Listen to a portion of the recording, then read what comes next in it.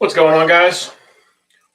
Don't know if we're going to get anybody in here this late, but I was just kind of getting some stuff set back up again.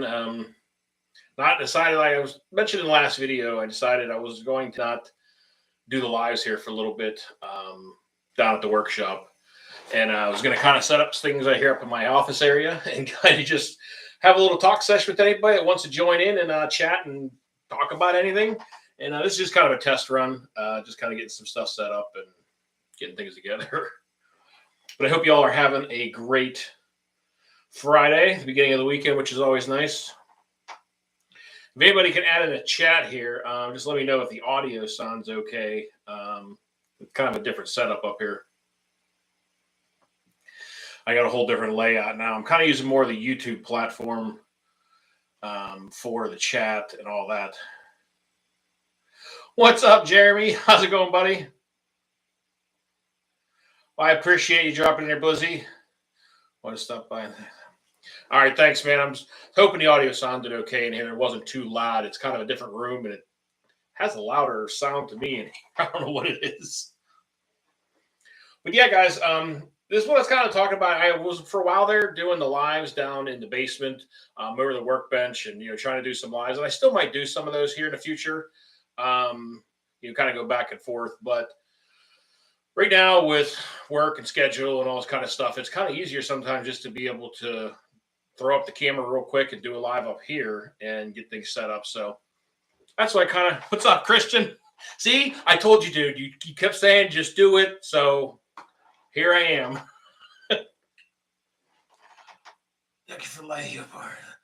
Thank you, Lucas. I appreciate that, man. I'm glad you guys enjoy the videos. I have a lot of fun out there. And tomorrow we're going to go out and have a blast. Me and Trevor are going to head up tomorrow with his new ramp. And I'm going to take along the new Creighton XL, probably the Typhon, and I think the Creighton 8S. Because the Creighton 8S, none of the fifth scales have hit that ramp yet. So that's the plan for tomorrow. Good, Jim Jones. How's it going, buddy? What's going on, RC boys from San Diego? Probably a little nicer out there. It's been actually nice, dude. The weather, guys, here has been beautiful for the last week. A couple of days it had a little bit of rain, but it has been in the 68 to 75 degree range almost every day right now. This is the perfect time of the. What's up, Trevor? See, there he is. Speak of the devil, guys. Trevor's in here with his new guys. We're gonna have some fun tomorrow with the new ramp. I can't wait to go out there and have that thing. That ramp, guys. Yeah, I know they're definitely not cheap. However, as they say, you get what you pay for. And that ramp is awesome. I mean, the way that it launches the car, it's absolutely perfect. I had built that wood ramp, but it had way too steep of a takeoff. And I mean, it worked. Don't get me wrong. It definitely worked. But the ramp that Trevor got, man, that thing just launches them. Yeah. Yeah, it's been beautiful here. It's been nice. And we finally got, last weekend I was on call, and it was kind of a weird situation with work. With my new job, I'm pretty much on call Monday through Friday. On the weekends, I'm always off. But last weekend, some weird circumstances happened, and last weekend kind of got shot. So at least this weekend I'm off. So we're gonna go out and have some fun with the old with the new ramp. What's up, Trevor? Yeah, dude, that ramp. I seen, as you guys know, Commander A-Stig. I don't know if you guys are probably subscribed to him too. And he's kind of the one that first started talking about this conversation, because I seen him using his all the time. I'm like, man, that ramp looks awesome. I said, it seems to throw them really nicely. So me and Trevor were chatting and decided to order one of those things up, and it's pretty awesome. But guys, the reason I got the Creighton body here, and I'm just looking on the film, man, it looks almost like peach color on here. Very bizarre. However, any guys that don't, I'm sure some of you guys have seen on the community post, but since this car kind of had some really bad, Chad, I don't know. I don't think Chad, I don't know. Let's not stir Chad up, because he might be watching this right now, guys, and I don't want him coming into this picture. Yeah, and I just got done answering. We'll get back to the body here in a minute. There's some people in the comments about the chassis, And guys, that whole thing, I wish bending that chassis was in more of a glorious fashion. However, on that video, it did not look very glorious at all. It come flying off that hill, and the edge of the wall, the way that it came in there, the car literally flew perfectly into the top edge of that red brick wall. And I mean, it was almost wide open when it hit it, but it caught it just in that perfect spot. And somebody else in the video pointed out a really good point, that where it hit the chassis were all the holes that drill across the front for your steering, the steering posts, and for the battery box and some other stuff was right along there. It kind of hit like one spot that had a lot of drill marks, and it just kind of nicely bent that whole thing. I couldn't believe, honestly. What's up, Cyclone? How's it going, buddy? But yeah, I couldn't believe that thing hit the way that it did and caused that damage, because I figured it was going to have some scuffs or scrapes on the thing, but somehow it totally buckled it. Not only did it bend the whole front end, but it bowed the whole bottom out where the motor mount and everything is. It just completely destroyed that thing. But that was, I mean, I contacted Avery at M2C, and I told him what I did, and he goes, "Dude, they're under warranty. Go ahead and get you another one together." And they're only half the cost. Even if you destroy that thing for complete stupidity reasons, they'll still warranty it and at least give you 50% off of a new one. So that's a nice plus. Yeah, I know, Jim. That was, as you guys see it in that video, man, like when that hit, I had this moment of, as you guys know, I'm usually full of words. And when that thing hit that thing, I just couldn't believe. As soon as I walked up and seen the damage, it was just like, man, this car's only been running for like 3 minutes and just completely totaled it. It was a painful experience, but what'd you call it?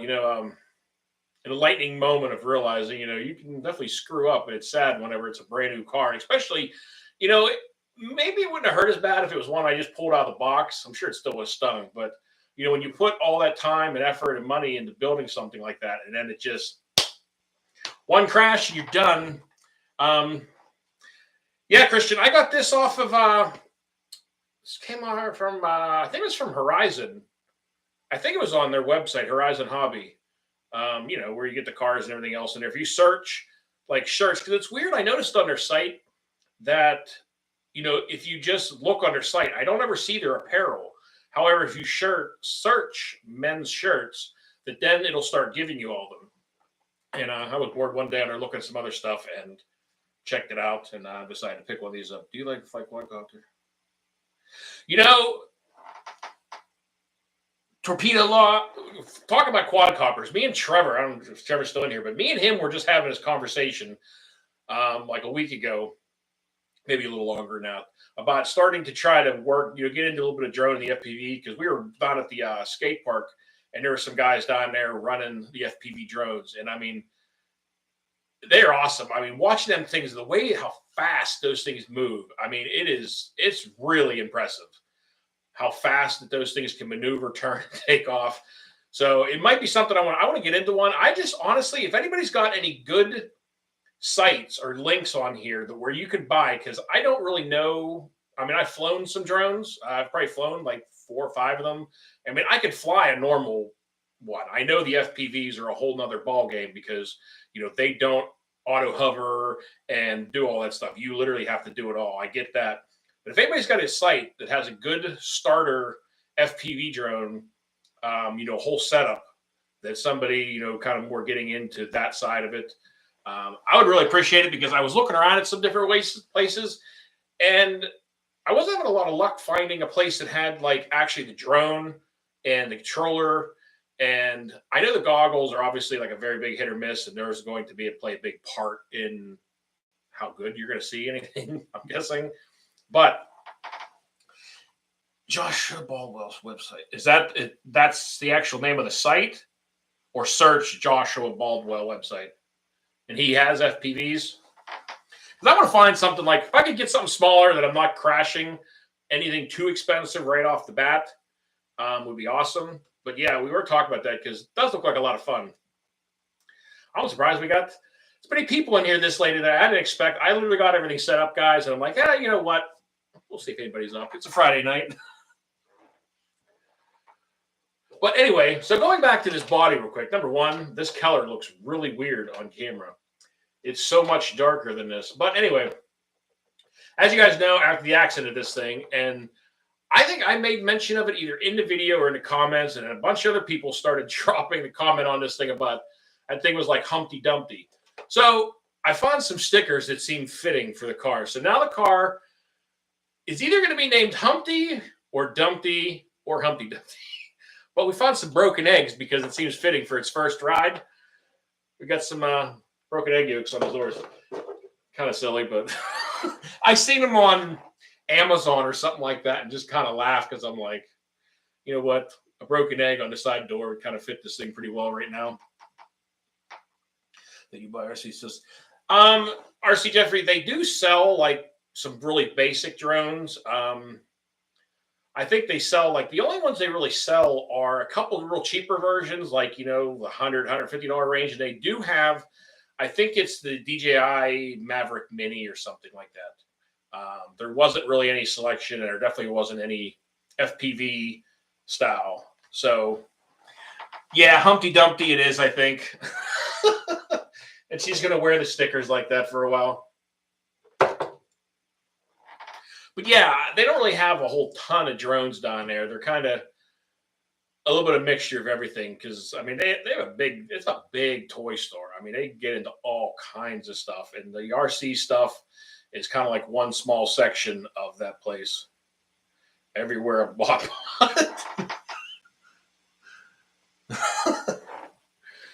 Anybody else plan on going and having some fun this weekend? Going out anywhere good? Me and Trevor trying to decide. I think we're going to head up to that one park where I took the old wood ramp before that had the nice long flat pavement runway going into there. But we had that skinny little wood ramp that was always harder. So we're thinking about heading up there because you got a nice long launch ramp and it lands out into that baseball field area in that big field. So I think it's going to be a great place to kind of launch this thing. Probably going to take along the Typhon because, as you guys know, the Typhon is like one of the best just missiles off of one of these ramps I've seen. I don't know what it is, man. It's about the aerodynamics and the weight of the car. That thing just flies.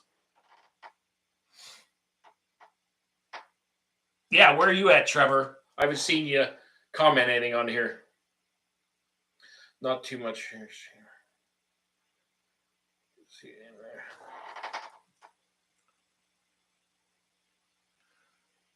Fixing Italian. Got a new motor. What kind of motor mount did you put in it, or did you just replace it with another stock one? What's up, Kurt's RCs? You're a bit closer. Where are you at anyway, Jim? I feel like I've asked you this, or we may have talked about something in the comments before. Trevor, what cars are you going to bring with us tomorrow? Now that all your stuff's fixed and running. New I'm taking out this week. Oh boy, what do you got going on? There's got something new I'm taking out this weekend. Is it a buggy or a truggy?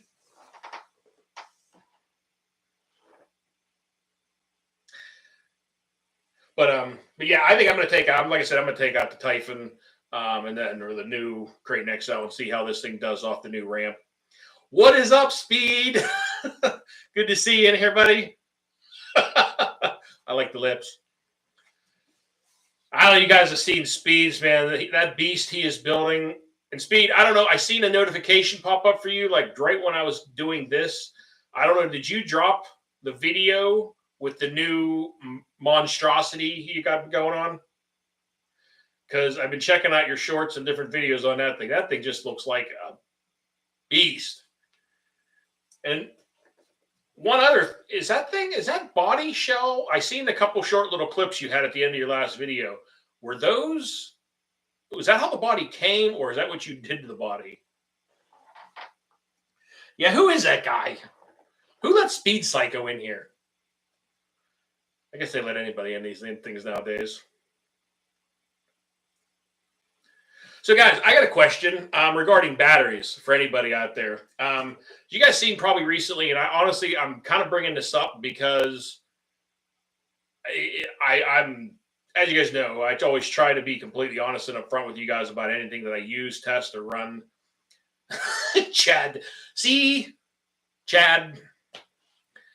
I told Chad not to call speed, but apparently he didn't listen. He never listens anyway.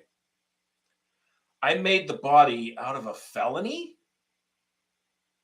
Now, why, when I seen the video, it was looked like it was just like a skeleton cage.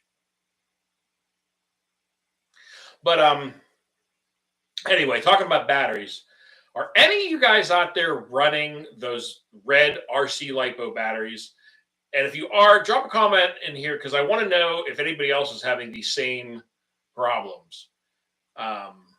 Because it's definitely become an issue. I'm just curious now. This is a lot easier this way. Just doing a single camera right now. I'll tell you that, guys. Between not using OBS and being able to read the chat normally, this is far easier to keep up. I don't know how much of a lag or delay is on here, but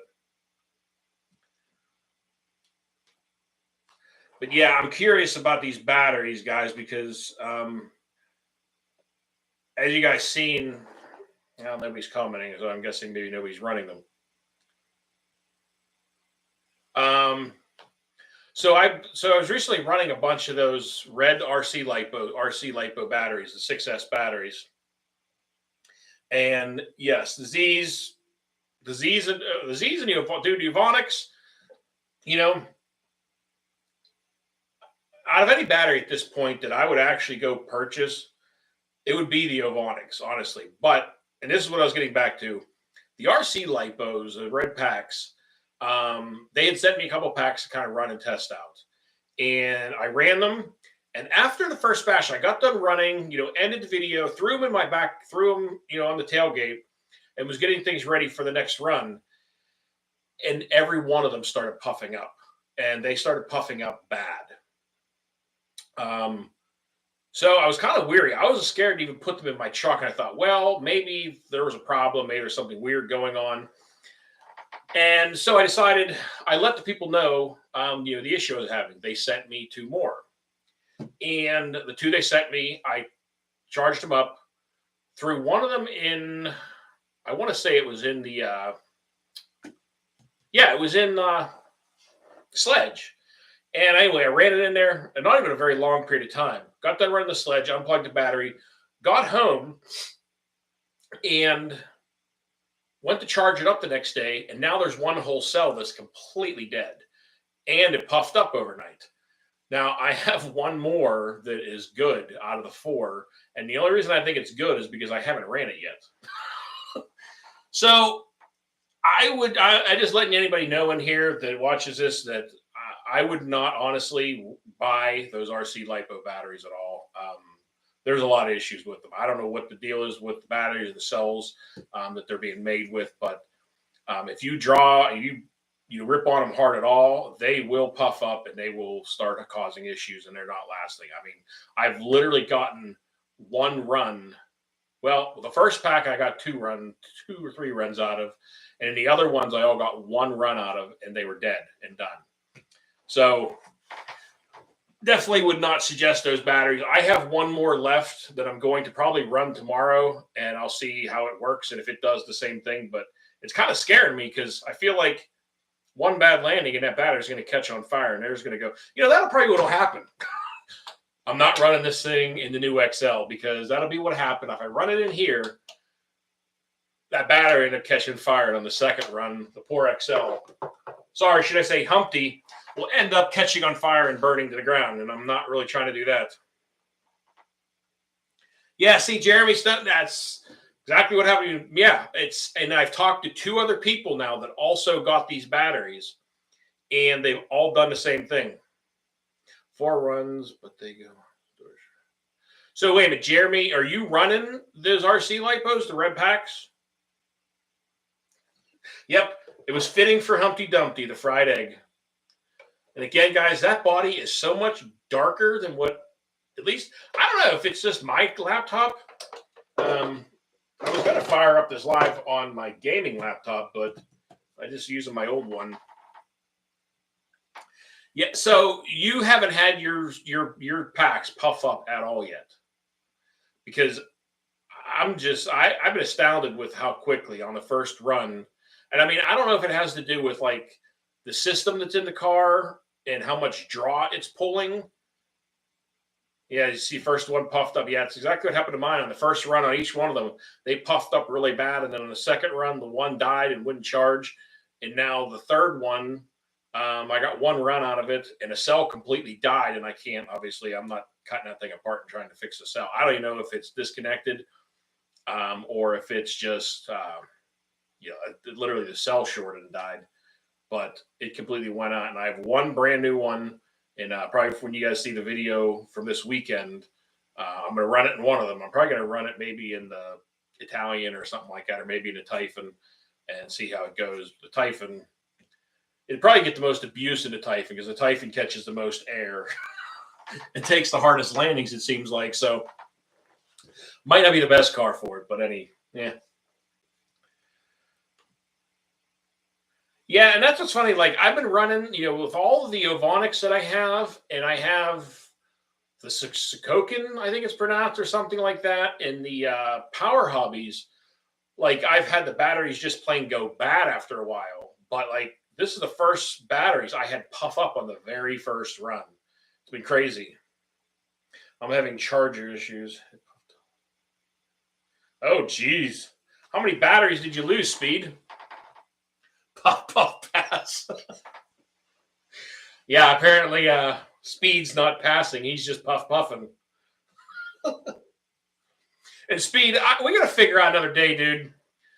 I would honestly like to, before winter sets in, for one of us, to make a trip somewhere or come back up your direction and have another little bash time. I've been seeing that places you've been going to with the other, a little bit smaller skate park at it, but it's got those huge dirt mounds. Place looks like a lot of fun. Issue with the Avonic. Yeah, same thing here, man, Jim. I have not had issues with the Avonics at all. I had one go bad on me, but that was because the car landed the battery box, like I twisted the chassis and it V'd the lipo. And it honestly was more of a matter of I was afraid to run it because it twisted it so bad, and it literally smashed one of the cells. And it's not worth burning your car or your house down over a battery. So I pitched it. But the Avonics, really, I mean, they do. I mean, they got a decent price on them, and those batteries hold up and work really nice. They get a good lifetime too. I mean, that 6S lipo I got, I think it's only a 52 or 5500 milliamp one. And I mean, that thing's awesome. The runtime out of it is great. Really can't bash the high seat batteries. Yeah, but I've bashed, I mean, all my Sokokin, my Power Hobby lipos, they're all 100C lipos. Well, the Sokokin might be an 80. I can't remember. But all my other ones, all the Power Hobby ones, they were all 100C, 5500 milliamp 6S. And I never had any of those puff up. It's just been these RC lipos on the first run. They're done. See you later, Trevor. I know he gets up, guys. He's got an early schedule, man. Trevor's got to get up at like, I think 4 a.m. every day. So he's probably dragging tonight. I'm surprised he's even still awake. That's been another bad battery I had good luck with, guys. The Huvos, whatever it's pronounced. Those things have had really great lifetime too. Like they've held up really well. High and low, with basher spot everywhere, even really close. I'm sorry, Jim. I may have missed somewhere in the comments where you live at again. I got talking, of course, and missed it here. I could probably find it in here somewhere. Looking to see. I don't know. Well, drop it down below again if you don't mind. Oh, all of England cry more at your Expo crash. Oh, Johnny, that was funny, dude. Jersey Shore. Okay. So you're not still terribly far. You're what, like 4.5 hours? Oh geez, that was good, dude. Yeah, that was a sad day. That hurt for the whole day, honestly, guys. It wasn't even just I got home and put that thing downstairs on the shelf, and it was just like, wow, can't believe I destroyed that poor thing. What was amazing though, and still shocks me to this moment, is that the body did not take any damage or the paint didn't shatter off the inside at all. I'm not sure what happened on my other Jersey. I'm trying to think. I've driven out there a lot of times. Well, I'm near Pittsburgh.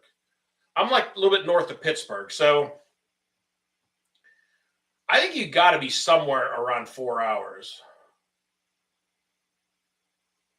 Because I know anytime I've driven out to like past Harrisburg and out, well, not even Harrisburg, but at the Philly and stuff like that, it's been around that time. Have a good one, RC Hotspot. Appreciate you stopping by, man. Like I said, guys, this was just kind of a little trial run of chatting. And let me guys know if you guys enjoy this thing. You know, I'm not not working on stuff right now, but honestly, I enjoy just sitting here chatting with everybody and bringing up whatever you guys want to talk about. Just kind of chatting with everybody and talking because as you guys know, I love talking with people and chatting and trying to answer people back in the comments because I've come up and had so many great ideas and ways of doing things differently just from people in the comments because none of us, doesn't matter how long any of us, you've been in this for a year or 10 years, everybody has ran into different problems, have run different cars and dealt with things differently, and everybody's brain works differently. And it's been a great thing is getting different ideas and other things. And, just like somebody commented when I wrecked this thing, they said, oh, whatever you get that, when you tear it down, you'll be able to look at it and decide maybe some other sort of upgrades you want to do to it while you're tearing it back down. And I did. I made a couple of changes. The steering horn on that thing, I actually ordered a proper whatever it is, a 25 tooth servo horn for it that actually fits the servo right, and it got my centering of my steering a lot better now. And it's not that excuse me, that goofy little slide on, and you got to tighten that side screw because I don't know how they expect when you slide those servo horns in with the separate screw that tightens it on the side, how they expect you to do that once it's in the car because there's no real way to get a screwdriver in there or a torque, not torques, but an Allen in any real direction. I mean, I guess you could use the old style, L style and get in there a little bit easier, but I honestly don't even know if I have any of those anymore because everything's either a driver or a driver for my drill. It's pretty much everything I'm doing. What's Chad doing, dude? So, guys, this would be another little good comment to bring up here. I hate this. Yes. Servos, that's the servo saver that's in the X-Max. I know we're kind of getting derailed here. Yes, he is grounded, Speed. He is currently sleeping in the woods. I gave him a tent and threw him on a bag of potato chips, and he's sleeping in the backwoods right now because I want him nowhere near this place. After destroying this thing, I don't want him around. I don't need him. I don't even know why I decided to pick him up on the side of the road that day, but it's turned into nothing but a disaster. Yeah, you go tuck him in. Speed. Another question. So if Chad, he might be permanently getting kicked out of here. Do you mind if I send him up to Michigan, up your direction? I'm just curious because I could put him on a bus and send him your way, and he could stay with you. Maybe I don't know. Let me know what you think of that.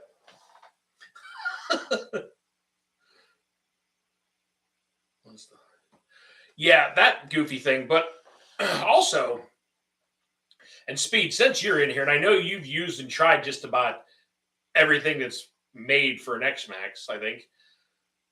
The hot racing servo saver on my X-Max has been working great.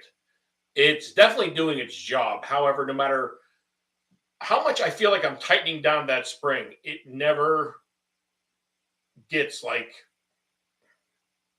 where I want it. Like it's still always a lot of play in it. I don't know if it's just the way that those servo savers are.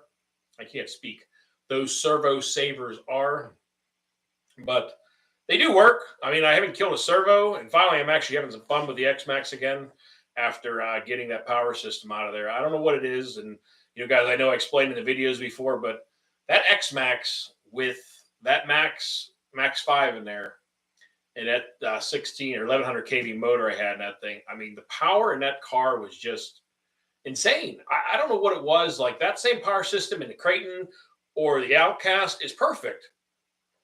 In that X-Max with that plastic platform, I don't know what it is, but man, that system was just not for me in that car. And I threw the stock system back in that thing with some of the M2C goodies on it.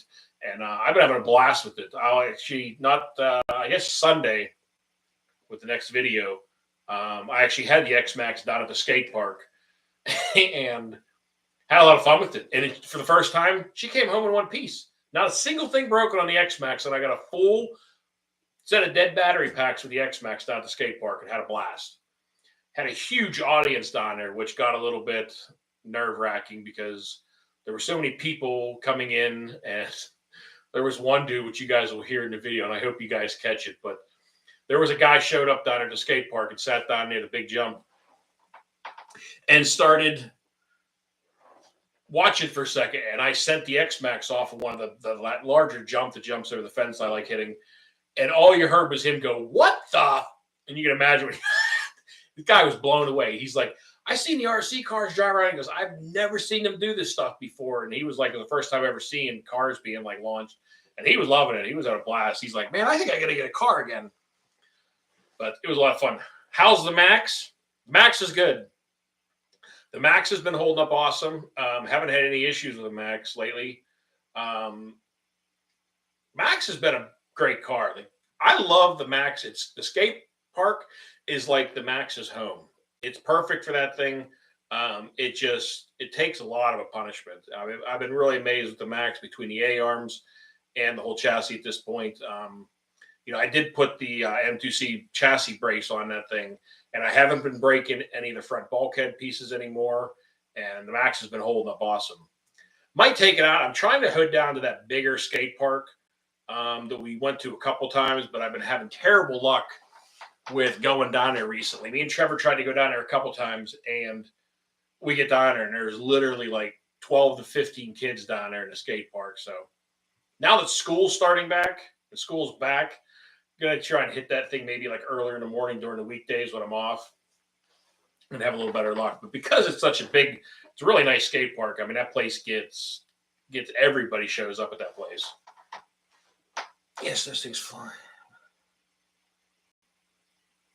Yeah, dude. RC Jeff, everybody, these kids showed up down there, and they were all like, they didn't quite understand what, obviously how badly, if you get in the way of that thing, especially the X-Max, I mean, it's going to mess you up. And I was constantly having to stop and tell them, like, guys, can you move back some? And it's like, when you feel like when you're there with an RC at a skate park with kids down there with skate parks and scooters and stuff, you feel like you're kind of intruding and you're telling them to move. So you're trying to be as polite as possible. But eventually, they kind of were coming and going and disappearing. So I got a good run and had a lot of fun. But again, the X-Max guys, I mean, for the first time in, wow, other than the last bash, but finally figured out also what was wrong with it. And that was weird because I thought the ESC or the motor went out on my Max 5 combo in that thing when it was stuttering and shutting off and doing all this weird stuff. And I pulled all the electronics out thinking that's what was wrong. And I threw the stock stuff back in, ran it one time, and it was running a lot better, but it was still like occasionally I thought the remote was shutting down because all of a sudden I wouldn't get any power. I was getting steering, but I couldn't get any power. And I'm like, well, this is weird. Well, I messed around with it at home for a minute, and it kept doing it. And finally, I'm like, all right, well, the electronics, the power system's out. The only thing that's left in this thing is the receiver and the servo. And I was chatting with, I think I was talking to Rich Duperbash, and he told me, he's like, dude, he's like, the servos or receivers can wreak havoc in that thing. And I first was honestly thinking it was a servo, but I'm like, well, the receiver is the easiest thing to change out. So I threw the receiver in it. Thing worked beautiful. So the receiver was the actual culprit from the beginning on that X-Max acting crazy with it shutting down. But again, I didn't really like the power system, even when it was working right. I just didn't like that power system in that car. But that is what happens. So if you ever get your car that starts acting really weird, shutting off, stuttering, cutting in and out really bad, definitely check out, switch out your receiver. It's an easy, quick, relatively cheap fix, and that's what happened to mine. I had the servo. Yeah, it was on. Well, it was on the Outcast 6S when I was killing servos left and right on that thing. I put a new servo and it would last like one bash maybe. And one time I literally got like 5 minutes in it, and the servos kept dying in the Outcast, and I was getting so frustrated. I'm like, what in the world is going on? And that's whenever actually the receiver, or no, sorry, not the receiver, but the ESC went bad, and it was putting out like 23 volts or 26 volts on the BEC rather than the 7 or 6.5. I don't remember where I had it set at, but it was like triple the voltage the ESC was setting the servos and killing them. So it was ending the life of the servos really fast. But this is the first one. I've had receivers just plain die, but I never had them do this where it was like intermittent cutting in and out and stuttering and making the car shut down. It was just bizarre. But I had to pull that car. Remember, I just catching up on some comments here, trying to read a few things here.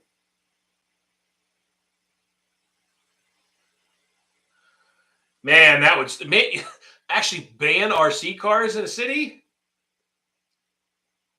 Was this like at parks or anything, or just anywhere within that city limits? So one good thing, like where I live, people are pretty chill and relaxed for the most part. Like the motocross track. I went down one day, ran into the owner at the motocross track and chatted with them and said, hey, would you mind if I ran the cars? And he's like, as long as there's no bikes out on the track, he's like, have fun, knock yourself out. And that was awesome, getting to run down there whenever I want. So that's how I got, be able to run down the motocross track. And the skate parks are kind of the same thing. But I've never yet ran into anybody at either one of the skate parks I go to that anybody was like straight up, being really mean or giving me a problem. Because I kind of keep my distance. If I see a lot of people in one area, I'll try to stay at one other spot and kind of stay away from them and do that. If they were there first, I'll let them have their space. What's up, Sergeant Jays? How's it going, buddy? All right, Christians, have a good evening, buddy. We're gonna have some fun tomorrow. You guys should put together a good couple videos tomorrow with the new skate ramp. It's gonna be fun. I had thoroughly enjoyed it, and you guys heard me in that video, man. Like the first couple times launching that Typhon, it just blew me away. I was like, wow. I mean, the way that thing was launching them was awesome.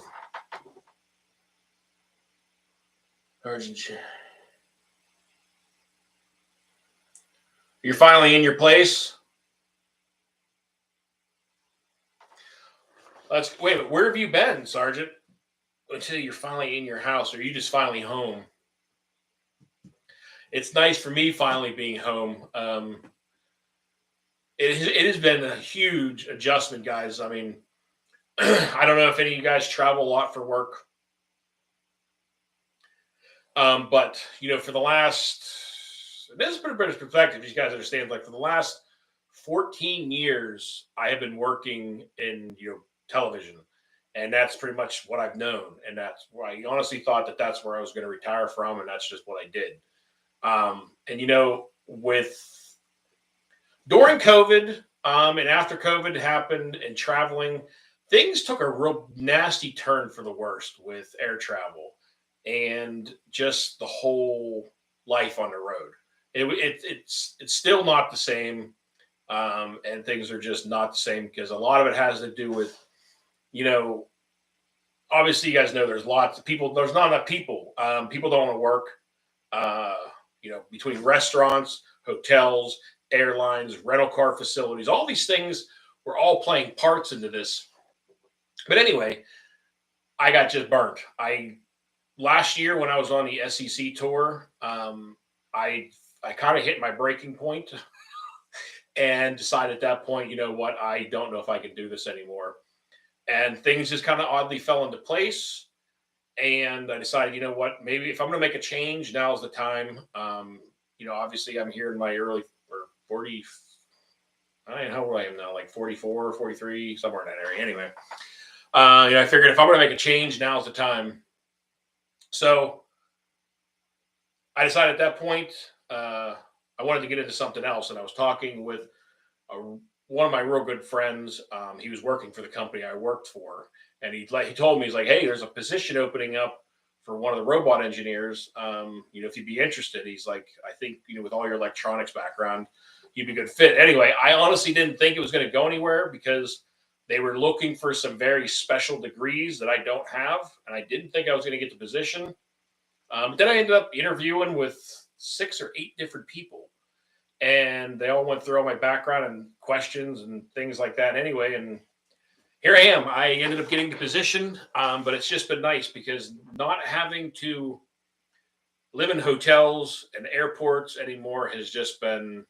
It's a huge change. I mean, when you're used to being gone and you don't stock your refrigerator other than stuff for a day or two, because you're not going to be there long enough to really do anything, to suddenly being home every single night and every single weekend and being home on holidays finally. I don't have to fight to be home for Christmas or Thanksgiving or New Year's. I know we're kind of getting a little more personal side here, and I hope you guys don't mind chatting about this. But it's just been a huge change, guys. Like I kind of having to relearn, normal home life, but it's been awesome. And the new company has been awesome. Thoroughly, really enjoying with everybody I work with down there and getting to learn robotics and how to program and work on these things. So it's been awesome. And I'm definitely going to have more and more time as time goes on, as I learn and understand and get better with my job. I kind of have a little more free time, I think. So it's just going to get better and better. And it's awesome sleeping on my own bed at night. So that's been a huge plus. So I just figured I'd let you guys know, kind of what it's like, or where I was at there for a while, because things got a little strange when I first came off the road trying to adjust, and was kind of in this mode of hurry, hurry, hurry, hurry, because you only have 28 or 20, 24 or 48 hours at home. And now I'm trying to get into this other mode where it's like, no, I have tomorrow and I have the next day and I don't have to do this. So it's been a learning curve. I'm not directly in IT. Literally, what I work on, and I know I posted up a couple videos, I think, on Instagram, but what they are literally these gigantic, they look like a gigantic refrigerator, like put 4 refrigerators together and make them about 3 feet taller. And literally they are these gigantic robots, and there's this big robot arm in the middle, and they will load the thing up with whatever drugs they're using, with syringes and IV bags and all the different equipment that it uses. And literally this robot will compound, mix, draw, and weigh out and make all the different drugs and preps for the hospital.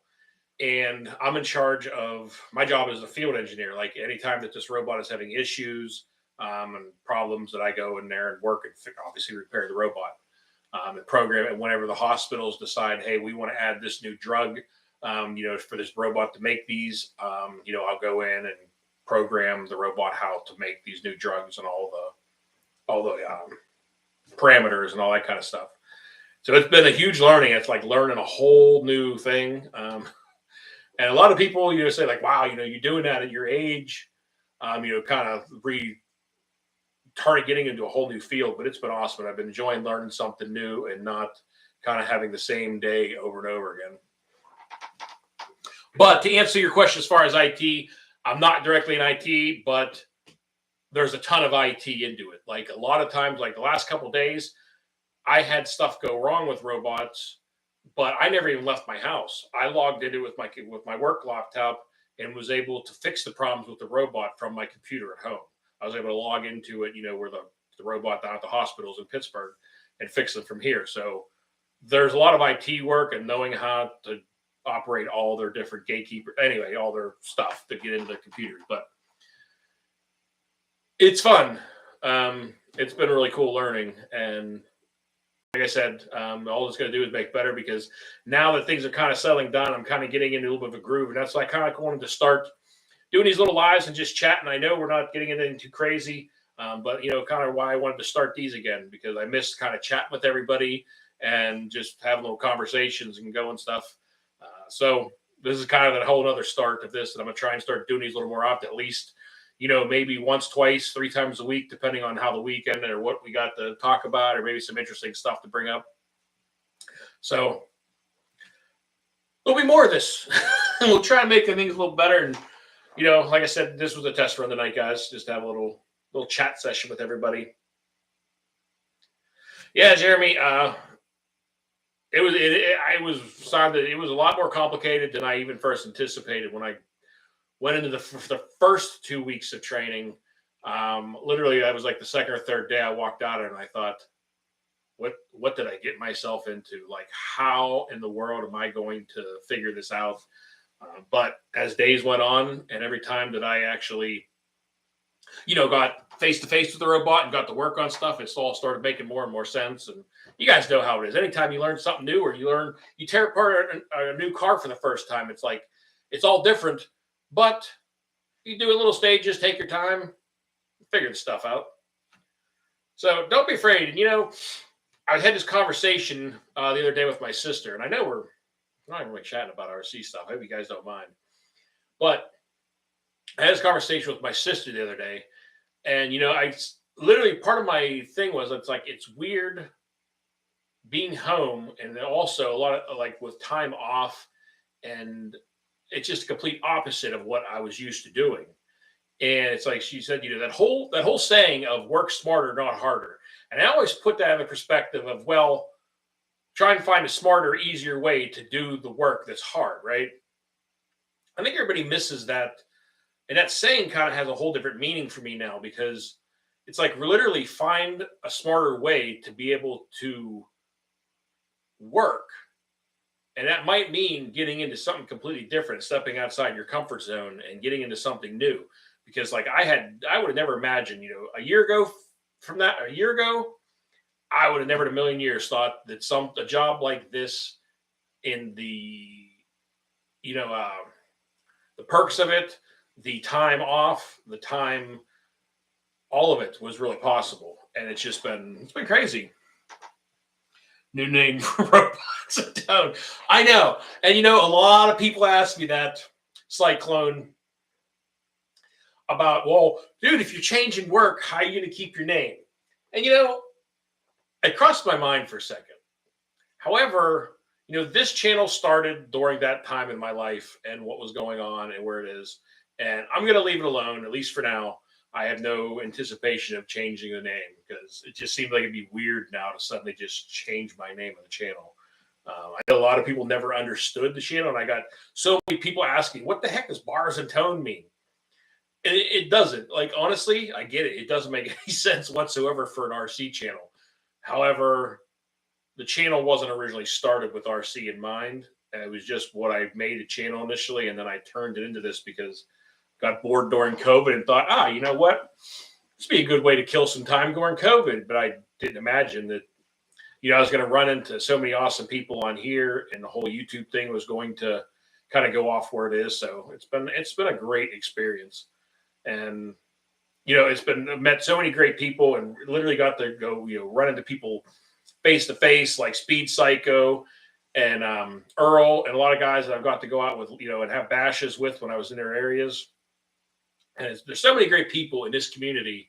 Everybody that tries to help each other out.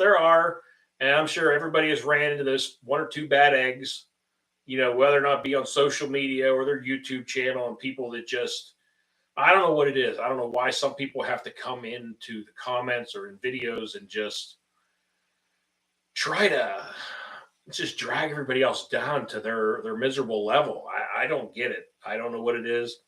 And that's one thing. Like, I've had a couple people return a couple times in my videos. I'm just throwing stupid comments out there, and I delete them and block them off the channel. I don't care about he always has to be subscribed to the channel because he's returning time and time again. But it's like, I don't care. If you're going to come in here and be an idiot, like, you can go away. I have no problem blocking somebody if you start pulling some stupid stuff. Yeah, Speed, that's just it. The name is Stampede. The name is Stamp. Yes, I know it is. It is Speed. It is kind of at this point changing a name, and I've come across a couple guys that had changed their names because literally I thought, well, who the heck is this? And it's like, I decided to change my name, and it seems like changing it once you get a decent amount of people that know, who you are. I mean, what your channel is or what your channel, your name is. Seems kind of goofy to be changing it, but nah, Bars and Tone ain't going nowhere. I could not imagine changing it again.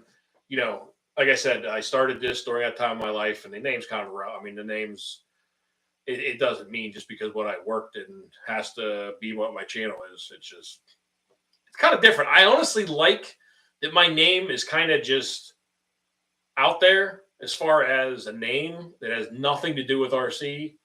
Because I mean, a lot of people like to have this names with the RC and stuff like that, or something related, kind of, whatever it might be towards an RC world. But mine just obviously has nothing to do with it. Yeah, Cyclone. Yeah, it's not. I see no reason to change it. But anyway, I know I missed stuff earlier, guys. Is anybody else working on anything fun tonight or want to chat about anything particular? I figured just kind of have a little chat session here tonight and see what's going on. And I am going to, I'm debating on picking up a new car. I know it's been weird. I haven't picked up a new car in a while because for a while there, there's a lot of new things kind of coming out. And there really hasn't been, other than the Sledge and now the Creighton 4S and the Outcast 4S. And I haven't picked one up yet for one reason. Well, should I say two reasons?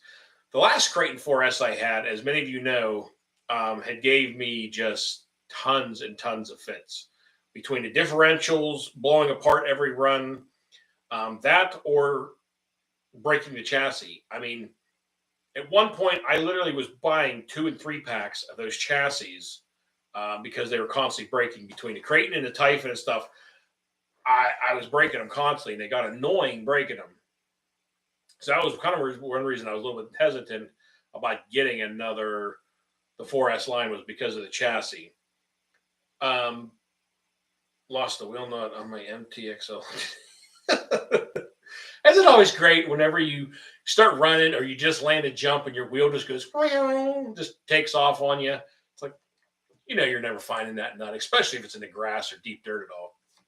But there is a fix for that being made. M2C is working on currently, and it should be in the testing phase here very, very soon. So I'm thinking about picking up, and I'm debating at this point if I should go with the Outcast 4S or the Creighton 4S. I'm kind of digging more the Outcast, just the looks, and it seems like overall the durability of the Outcast I've seen from other people's videos has been a little bit better. So I'm thinking about going with the Outcast. I don't know if anybody in here right now has either one of those, but I was just with M2C. I was chatting with them, and because on the testers group, we have a chat thing, and they would kind of talk about what's going on. And anyway, they just finished up the first prototypes of this new piece that they're making for the Outcast and the Crate, hopefully to resolve this chassis breakage. Which, I mean, the piece just looks incredible, guys. I mean, it looks beautiful. It's one of those pieces you kind of look at and you go, I really don't want to beat that up, but now that they're going to have that released and have that available here soon, I'm thinking about picking up the Outcast. I might go down sometime this weekend or the beginning of this week and pick one up because, that blue Outcast, it's not hard on the eyes at all. That thing is pretty sharp looking. Can M2C stop my time? No, Speed, sometimes more. I'm trying to think of how I can put this in the best words. I think whenever you told me about a 12S system, now I know the car is big, but dude, like I can't even keep tires on the X Max on 8S. I can't even imagine that system in that car on 12S. I mean, that's just got to be ridiculous. And then and the problem they ran into just on the X Max, and I'm sure you're probably going to find out with that, is then you got to start trying to find belted tires. And belted tires, I hate belted tires. I mean, they're trash. They just do not give you the air control or the traction that you're looking for. And I wish somebody made a good tire that you could get a little bit of ballooning on, but almost like an elastic of some sort. Like, it would balloon a bit to allow for that air control, but not enough that you're having rubber raining down like in Speed Psycho's last video. I mean, there was rubber shooting around every other turn. I swear I see pieces of rubber flying off. And that's annoying because, I mean, tires aren't cheap. I mean, the price of rubber. I tell you what, guys, the price of rubber right now is ridiculous. I just had to go get 4 new tires on my Ram. And, a year, well, the tires I had on there lasted a long time. I got to give them that. But literally from the first time getting tires on it till now, the price of 4 tires went up almost $350 from what they were 4 years ago for that truck. I mean, when they told me the price, I'm like, it's rubber. But it's ridiculous.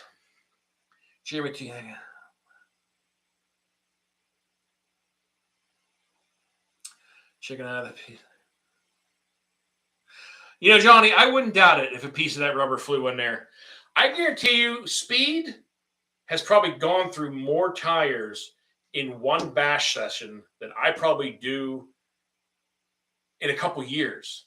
I try to be easy on my tires. I mean, honestly, if I know that they're going to balloon too much, I won't run the car, like, give it that much gas. Speed, as part of his name, Psycho, he doesn't care. He will tromp on that gas until there is rubber flying and raining down from the sky. What's up, JC? Proctor, how's it going, buddy?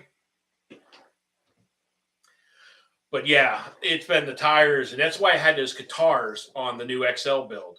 And I thought, as long as they get decent traction and a little bit of air control, I want to leave them on there because it's kind of nice where you can panic rev that thing in the air and not worry about rubber flying. But man, those things were like a weed whacker cutting through the grass on the bash video with this thing. It didn't show up very well on camera, I noticed, but whenever I floored that thing in the grass, it was literally like cutting paths in the grass. I mean, they don't hook up for anything in the grass, that's for sure. And the air control I couldn't really get the air control down and knowing how good it was, because obviously it ended rather fast when it decided to kiss the red brick wall. And so I don't know. I might throw them on there again at some point, like maybe when I go down to the BMX track, because the BMX track might be a good place for them. But I don't think they're going to hook up worth anything because their application is like grass and street or something. I don't even know what those guitars are best for. I know some guys have ran them. I've seen other guys running them out there and bashing them, and those things hold up. I mean, and they look like they got decent air control, but man, me and the guitars have never got along very well. I don't know what it is. Yeah, and that's what I was talking about earlier on here. That crash, guys, I mean, it looked pathetic. I mean, honestly, if I was watching that as somebody else's video, I'd be like, how the hell did you break that thing that bad from hitting that wall? Because it didn't look that bad on video. But, I mean, it came in there hot, and it bounced off that wall. It caught the wall first and then kind of caught the bottom end on the ground. But all of that force first took the very edge of that red brick wall. And it just... Dave, what's your thoughts on the Creighton 6S? Creighton 6S is awesome. Creighton 6S is a great car. And guys, I actually just put, because a lot of people have been asking me recently about the Creighton 6S and the Sledge. We're not going to get into the whole discussion now because it'll take too long probably, or I'll just drag on forever. Creighton 6S, an awesome car. Two things. One main thing that I highly, highly, highly recommend with a Creighton 6S as soon as you get it, or at least the first time you destroy the differential in the back, and it will happen, is pick up a hot racing differential case, the aluminum differential case. It's like $50 or $55. And then, of course, replace your gear and shim it, and use the shims that come with the car, the differential shims. And once you do that to the Creighton, it will treat you right. The car is great. The differentials, just like the Sledge, are its weak spot. And the Creightons are more lean towards not the gears so bad, but the differential cases are not shimmed and they're plastic from the factory, and you got too much play in there. And from what I found out now with the Traxxas Sledge, they have the exact same issues, except the differential cases on the Sledge are literally stretching and causing a whole bunch of play in the diff. And the gears that Traxxas are using in a Sledge has got to be the worst pot metal garbage I have ever seen. I mean, I know some of the guys, I don't remember who off the top of my head. I've had this conversation with a couple times in the comments of the videos. But Traxxas, for the price that they charge for that car, you can buy a Creighton 6S for $550. Traxxas Sledge, they want $800 for. And they're supposed to be this better and awesome gears, heavier duty gears than the Creighton and all this stuff. And the drivetrain in the Sledge is absolute trash. I mean, the gears explode so easily and have so many problems with them that pretty much you're forced at this point, because I have now already replaced it. I mean, I haven't had the Sledge that long, guys, and you guys know that. I've already now had to replace the rear differential 3 times, and replace the rear diff case, and replace the front diff once, and the front diff case now. And I mean, I haven't had it that long. I mean, in both of them, the differential cases, they're literally like getting warped and stretching out. And the weird little 2-piece design that they use for the diff case, where there's 2 screws that hold the whole case. There's like the bottom piece that actually mounts the chassis is a separate piece that screws together. It's goofy, and it literally will rip those screws out also and cause play. And it's a weird design. I mean, I had really high hopes for the drivetrain in that thing, but it's no better. And they're charging $250 more than a Creighton, and you're not any further ahead, really. The only thing I will say about the Sledge, what's up, Jeff? How's it going in Washington? My best all-around basher in the arsenal, it would honestly be a tough, if you're talking about just going out with dirt jumps, ramps, whatever, like an all-around thing, it would be a toss-up between my Creighton XL or the Italian Hoagie. My Italian 6S EXP, which is, and you guys know, is called the Italian, it would be a tough tie between those two. The Creighton XL obviously weighs a little bit more. It's a little bit bigger car. You don't quite get the airtime as you do with like the Italian. But the Italian, you throw a set of D-boots, 4 SLPs on that thing, and crank up the punch or put another power system in that car, and that car is just awesome. I mean, the Italian is definitely either in my top 3. But I think right now, if I had to go out and say, just take one car with you, I would probably grab the Italian. Honestly, I love the Creighton XL, don't get me wrong. But just how the Italian has treated me, it's been a great car. A few little tweaks and upgrades do it, and the thing is awesome. But I'll tell you what, the Sledge, yeah, I mean, kind of go back to the Sledge, but there's definitely some disappointing. And I put together a video because a lot of people were asking me about this between the Creighton 6S and the Sledge and the price and what the differences are. But the one thing I will say about the Traxxas Sledge that has thoroughly impressed me are the shocks and the A-arms. I mean, I can't break them. I have not yet broken an A-arm. I broke a hinge pin, or I broke 2 hinge pins, but I have not broken an A-arm yet, and I have yet to bend a shock rod. The shocks have held up great. The A-arms have held up great. I have the Basher Queen shock towers on mine, and they've been holding up awesome. But I mean, that's one thing they did do a good job on, was their build on those A-arms have been awesome. I mean, they did a really nice job on those things. Have a good one, Johnny. Appreciate you stopping by, buddy. Mojave, yes. You know, between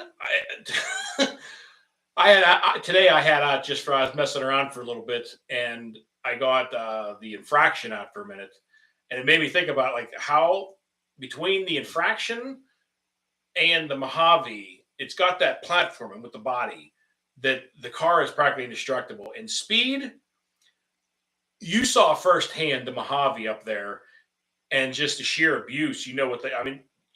It is almost. I mean, nothing's impossible, but I mean, it has got to be one of the hardest cars to break. Is the Mojave? I mean, that thing is almost indestructible. The abuse that Mojave can put up with. I mean, that whole body disintegrated around the car, but the rest of the car didn't care. I had to super glue the heck out of some tires a couple times.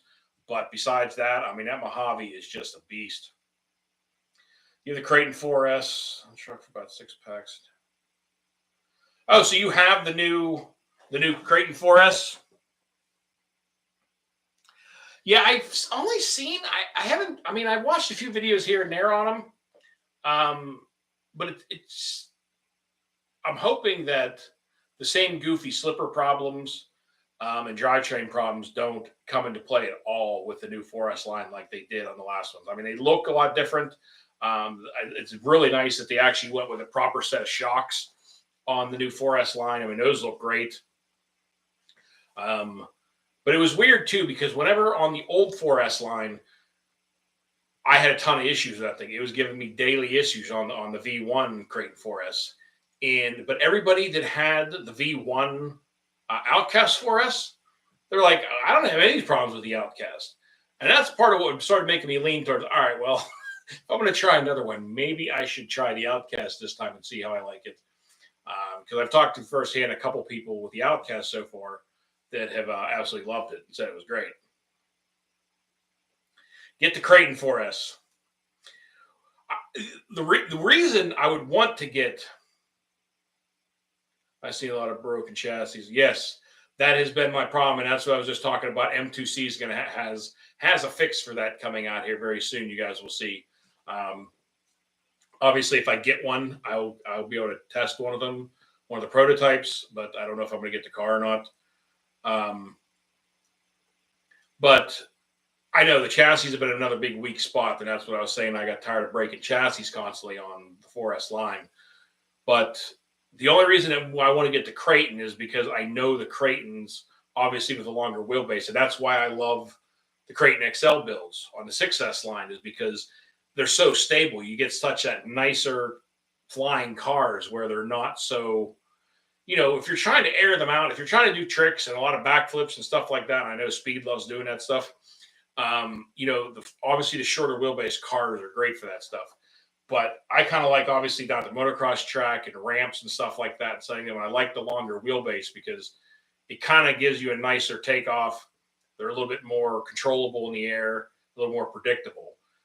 Because the shorter wheelbase cars, you get them flipping a lot. And I've ran into that a couple times with the Outcast 8S. You start pulling backflips, and literally it kind of, you lose track of it for a second when they're landed. And some of these guys, man, I am just so impressed with how they can pull off these crazy fast, 4 backflips and still land directly on the wheels. Because that ain't easy. It is definitely not easy to land that stuff because, it's hard to judge between it spinning and dropping, judging when to, either hit the brakes or let off to actually land that thing. You think the added weight into chassis in the first will cause other things to break pretty surely? Well, that's the thing. Well, that's obviously why it's going to be in the prototype, because it's going to be tested and seen how it works out. However, when you guys see it, they did it in the lightest weight fashion that could be done, but they also added some interesting little pieces. The best way, because I don't want to get into too much of it, but the way that they put it together, I think it's going to be very nicely done, and it should add very minimal weight to the chassis. The way that they did it, I see a lot of other, between chassis, bars inside, massive whole body skids, where it takes up the whole entire chassis. And I mean, that stuff definitely, yes, that gets too heavy. But if you do like a bash bar type of setup in a minimalist way, I think it's going to work out pretty well. But time will tell. That's why, all this stuff, and why I talked about before with M2C, it's been, the fact that they get these things together and they come up with the ideas, and they have all of us out here in the test team that gets to run the stuff, work on it and say, okay, well, is this actually good? Is this good? Is this actually going to hold up? Does it actually help? How does it hold up? Then any changes, modifications need to be done. And then they do those and kind of test them out. And they don't just make these parts, willy-nilly and throw them out there to people and then go and have a bunch of people having things breaking other parts and saying, well, now I just made the car worse. And that's why they have a test team. And there's not many companies out there that have test teams like that actually, for a couple months will run these parts and find out what the weak spots are or what needs to be changed before they get released. So that's been a huge thing. And that was one thing that really impressed me with them and how they did their business, which was great. What is going on? Speed, what are you doing? The RC kid's amazing.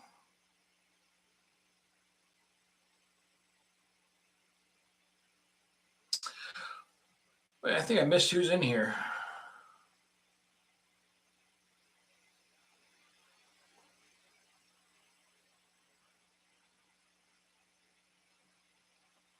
Yes, JC, RC Kid UK, man. I could blown away by that kid's videos. I've been seeing a bunch of them, and I mean, he's definitely got some talent with his skate park transitions. I mean, he's got some really, really nice stuff. And I mean, for him, obviously being younger, he's if he keeps it up, I mean, he's definitely got some talent for the cars. With some of his videos, he entered like in the bash contest. That his submission on there was awesome. It was a beautiful run there. And you guys, I don't know. I've seen like he does shorts on YouTube, but how many of you guys have seen Kamikaze RC? He's big on Instagram. And post video up on there all the time. So any guys that are on Instagram, I'm sure, has seen this dude. But you want to talk about somebody that is just out of control at the skate park. I mean, this dude pulls off some just insane stuff. I tell you, I watch this stuff on Instagram all the time. His stuff has been nuts. I mean, some of the tricks he pulls off and jumping up on houses and then getting on top of the roof of the house and jumping off like the secondary window that sticks out. I don't know what you call those windows, like the windows that stick out really far, and then ramping it off of there and doing a double backflip onto the garage roof and then backflipping off the garage. I mean, the dude is just nuts. I really enjoy his stuff. I mean, the stuff he pulls off on there. And I chatted with him a couple times, and he's like, yeah, he goes, they don't always go that smooth. He's like, but he goes out and practices them. He literally just goes out and says he'll go out and practice them time and time again until he pulls it off. And I mean, his stuff has been nice. I just don't know. I think he only does shorts. Like I haven't seen any actual, like long length videos of his. But it just seems like it's all like he does like YouTube shorts, I think. Kansas, what's up, man?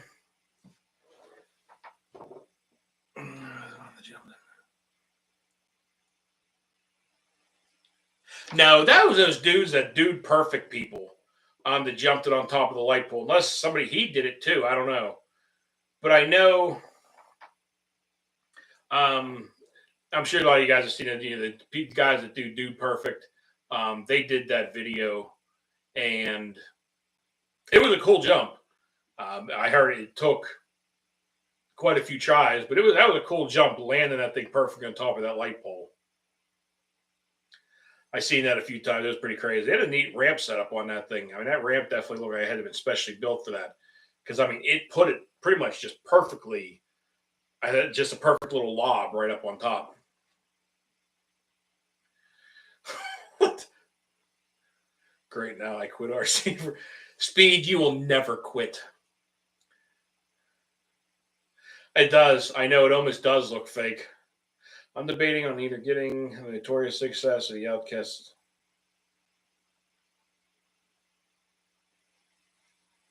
Well, I mean, the Notorious and the Outcast, they're the exact same truck, just the different bodies. It depends on what body you like better.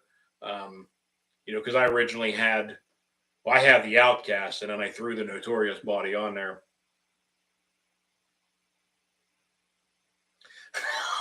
I know. I thought some people were leaving here, and like we're still going at it. It was fun, and this is why I kind of was wanting to do this, because it's just fun getting in here, watching everybody else chat, bullshit with everybody. I enjoy it. Wow, I didn't. It's about an hour and 15 minutes on here already. Jeez, oh man. But yeah, the Outcast. I'm actually thinking about selling my Outcast Success I have. I either got to fix it, or I'm going to sell it partially broken, because I don't know if I feel like fixing it, but I'm thinking about selling my Outcast Success. The front diff is starting to go. It's got a couple teeth jacked up on it, but it does have the M2C Racing chassis on it and center braces and a bunch of goodies. But I'm thinking about getting rid of the Outcast, because I'm kind of just making some room for some other cars. Because, like I said, guys, either the Outcast or the Creighton 4S is going to be my future here very soon. You have to do a beach scene? Dude, please don't go in the Speedos, you know, the banana hammock. Nobody needs to see that, Speed, I promise you. I don't know what you're doing at the beach, but that's just as scary.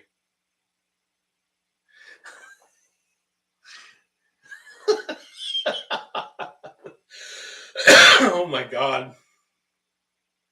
Are you doing this for an intro or like part of your video? Or are you gonna run the new beast? I bet down there, huh? What's up, RC Crazy Driver? How's it going, man? For the 12 man. I'm sorry. When I thought Speed Psycho and Beach Scene, I just kind of pictured. Never mind. We ain't gonna go there. But that was a slightly scary thought for a second.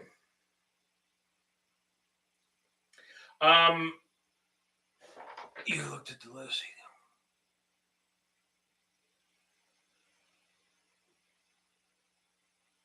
Yes, Blades RC. You were exactly what I was about to say after the Creighton or the Outcast 4S is in my future. But the next car I think I am going to get and try. I ran, as you guys seen in, if any of you guys seen that video, I ran Earl Moorhead's out in California when I was out there and got the bashes. And I had a ton of fun with the Losi. Now, it's definitely a heavy rig, and it doesn't seem like the car that I can be launching that thing, 130, 140 feet, off a ramp or a skate park, or down at the motocross track. But I think it could be a lot of fun at like BMX tracks and lighter bashing at the motocross track. But I liked the way the car handled. It had it's definitely its own cool little way that it handled and ran. So I have seriously been thinking about getting the DBXLE. Or the only other thing I thought about trying, but I know the only place that I could really run it is the motocross track, would be the what is that? The Low C5T, I think. The giant gas car. I think those could be fun, but I've heard so many nasty stories about them with when you try beating on them rather heavily. Um, Speed and his honest answers, you got to appreciate it. Um, but I've heard a lot of bad stories as far as like you can't whoop on them. Just like I think the DBXLE, like you can't go completely crazy with it. I mean, obviously every car and every platform kind of has its limitations. Um, so, but I kind of want another Losi of some sort. How did you like? Where did you at?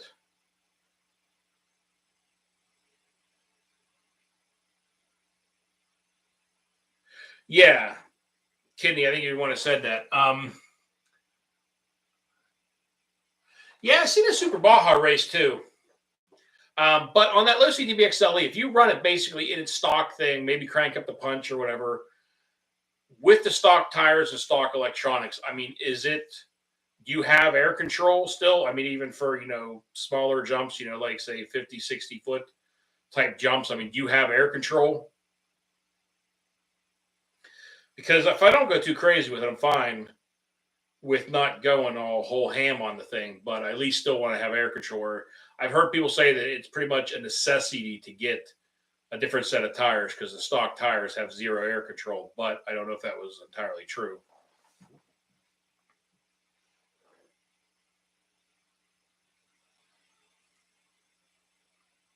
Yes, but wait a minute, the tires suck on what? Is that on the DBXLE? Because that's what I'm wondering. I mean, it doesn't matter. I mean, it's not like it's gonna be any different from any other car, the tires. Okay. Yeah, it's like kind of figured. I mean, it's just like the Italian, the Italian success. I mean, that car is awesome. However, if you guys remember when I first got that car, after the first run, I was literally ready to sell it. I hated the Italian after the first bash. I mean, it was the worst handling and air control car I'd ever owned. And all I did was throw a different set of tires on it first. And I mean, it made such a huge difference. And then I threw the Max 6 combo in that thing.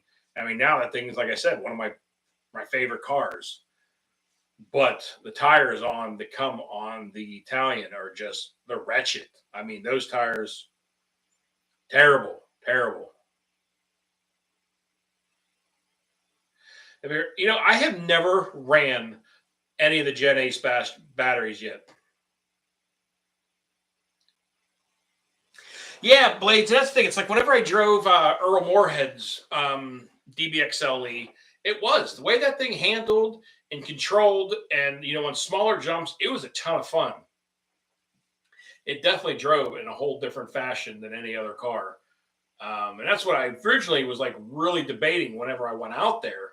I was debating on getting the Outcast 8S or the Losi, and after driving both of his, that's where I kind of decided I wanted the Outcast 8S first. So that's obviously I got that one built up, but I think it might be time for the 2.0 now.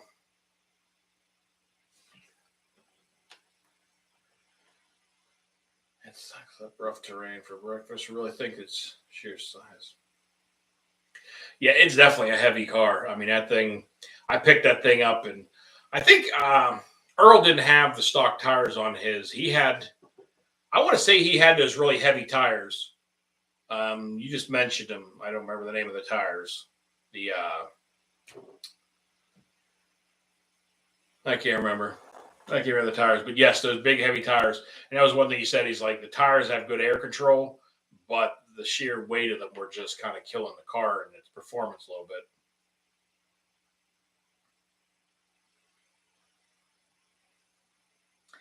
Yeah, I agree, Jeremy. I can't wait to see this 12S monster see its first run. That should be interesting. Did you put? I kind of curious to see.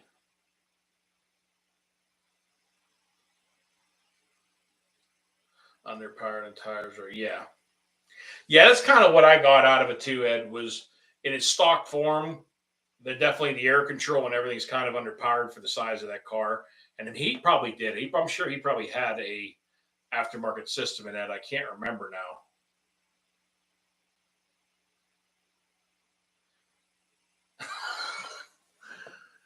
Wait a minute. Now Trevor decides to suddenly pop back in. Guys, how long ago did he say, I'm going to bed? And now you just pop in and say, we ain't going to be going out until 1:30. Why? Why 1:30 now?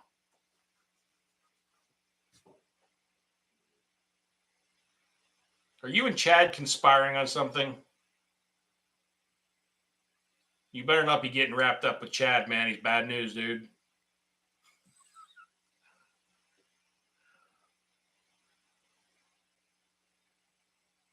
Yeah, I remember you telling me about that speed. I mean, that was crazy, the amount of weight you cut off of that thing. I mean, that's a huge, huge change weight. Did you put together a video on what you all did to that car and that process with all the weight reduction and what you eliminated? Because honestly, I'm kind of curious because, I mean, that's a huge weight change, man. I'm going to go from 42 pounds to 27. Come on, Trevor. I know you're still here. Let's what's 1:30 now? I mean, that's fine because I mean it's now 1 o'clock here, and I'm not gonna be in no giant rush to be waking up in the morning. I'll tell you that.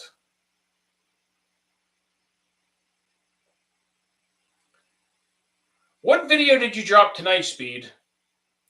I seen a video. I seen a notification. I still haven't got to go see it yet.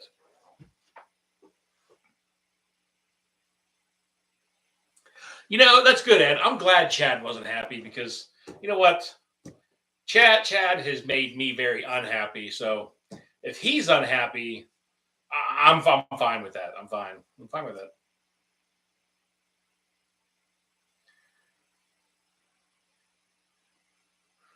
Yeah, Jeremy. That's exactly it, Jeremy. Come on, Speed. We're all waiting. What are you doing?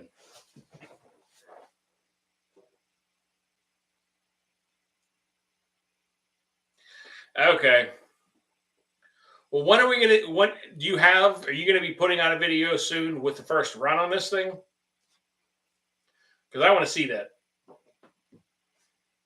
I've only seen one of those cars one other time on somebody's video, but honestly, didn't even know at that time what it was. I just thought it was some sort of, you know, custom type made car. But it wasn't until you brought this thing up that I even knew what they were.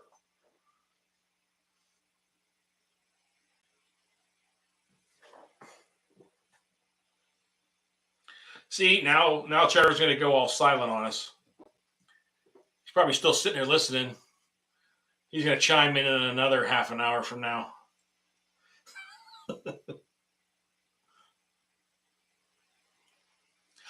You know what, Jeremy? You're probably right. There probably was thunders I did see, and I didn't even know what it was. It's a lot of times I'll start watching videos or pop in on pieces, and I may not even seen or remembered what it was called.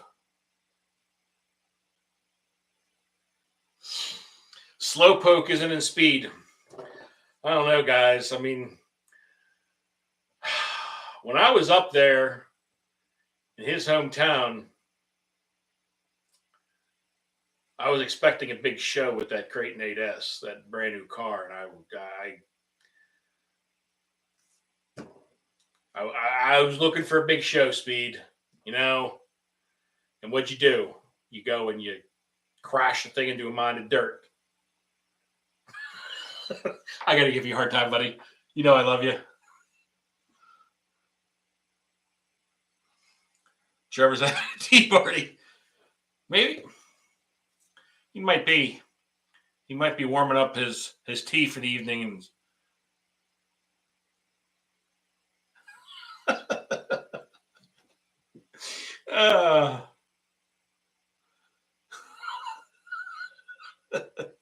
It was. I was having post-traumatic stress I think I got it from here. Now I'm gonna be like scared from this running this thing this time. I want to find another body for this thing. I've seen so many people comment about bodies that fit this car, right? I mean, numerous comments. Oh, this car, this body fits. Well, I go to search that body and I find that body, but there's like 4 to 6 different versions of that body. How am I supposed to know which one actually is the one that's long enough to fit this? Um, so I've been hesitant to order another body because I don't know which one I'm ordering. Because I forget what the car was. It was somebody dropped it in the comments and was like, "Oh yeah, this car body also fits." And I searched that body, and there was like 3 different versions of that body for 3 different kinds of cars in that same line, and I had no idea. Well, this is the Creighton X. It's basically it's the Creighton XL with the Mojave chassis under it. This is the Chevy C10 long bed, and this fits it. But I want to get a body that kind of comes out over the bumper a little bit more, like kind of a little bit more lower profile design. I want something that's lower and that has a different style back here at the back so that it doesn't. I mean, as you guys seen, like, I mean, the wheelbase, the wheel hubs and everything are way out of kilter. And I know that's kind of just a natural problem with, a car that's 2 different cars put together. You're going to have things don't fit exactly the way you want. I know, and this body does. I mean, it works out perfectly. It fits nicely. It's easy to get fitted on there. But I thought about trying just a different style, different style body. Because I kind of thought about trying something a little more low profile without the higher top to it. But not bad. I mean, the bodies are easy to do. They're cheap. These ones aren't too expensive. I think they're only like $40 or whatever for a body. So again, that's everybody asks me, like, oh, did you reinforce it with drywall tape and shoe goo? Hold on, E-Revo fitments. I thought it worked. See, I heard somebody else tell me about the E-Revo, but what the? It's peach. It's not peach. Jeremy, I promise you, it is not peach. This camera, for some reason, it picks up my shirt the right color, and it honestly picks up most of the colors pretty correct, but this body does not look like this at all, what you were seeing. It is so much darker.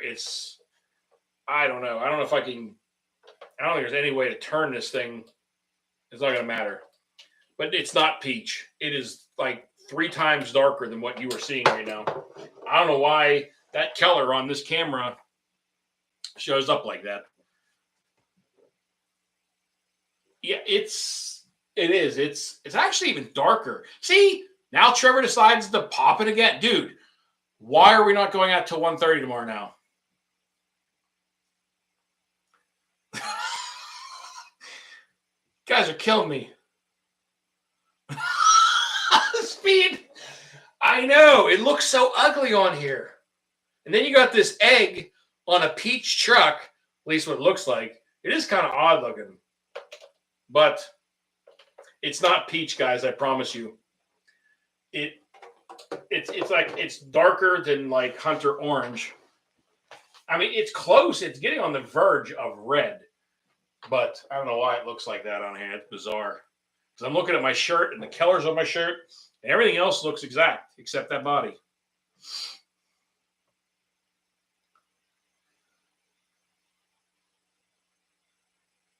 The Italian XL is, oh yeah. Well, see, that's the thing. I would love to be able to put the Italian body on that car, but it won't work unless you do decide to do like the extended body posts, which I don't feel like those would hold up very well. What's your eggshell? Maybe that's what happened here. Due to the color and the egg, something bad happened, I think, to this thing. Oh my God. Peaches and cream. No, we're not calling it peaches and cream, guys. Come on. I swear, the windows are even like, the windows are so much darker. Everything looks so weird on this. Hold on. What is another color? See, that looks that looks very light too. That looks like almost like white, but that's actually like a dark yellow. I don't know. Maybe I'll have to get a different camera, because I'll tell you what, guys, that it's not picking up the colors right at all. And there's no real adjustments for it. It's supposedly auto. You know what? I want to see something here. I want to see if I turn off the light. Probably going to go dark here. I don't think that's going to matter. That looks even more peach, I think. Holy cow. All right, never mind. I don't know what's up with that. It's very weird looking. Oh, wait a minute. Oh, see that? Look at that, guys. If I sit way back, it was looking better for a second. But look at that. As I lean forward, it gets lighter. How weird is that? What the heck? Blades, come on. Quit ripping on my peach car, guys. Citrus peanut. Your chat said you're looking a little pale. Go out whenever night. You're not going to sleep, Trevor. You know it. See, thank you, Jeremy. You saw it in the actual video. See, what's weird, guys, is the more I lean back, it gets darker, which is, I don't know if it's my overhead light or if it's the ring light thing here that's doing that. Is that the same body on my Crate XL also fits the Techno MT4? A short. That's weird. Wait a minute. My Creighton XL also fits the Techno. Oh, and see, somebody told me about Eggs Benedict. I guess that is probably right there, Kitty. Probably the best description. It is coral. It looks coral. Very bizarre. I try to look and see if there's any other colors in here. My airplane looks kind of. See how that? It's all look blue and red. It's weird.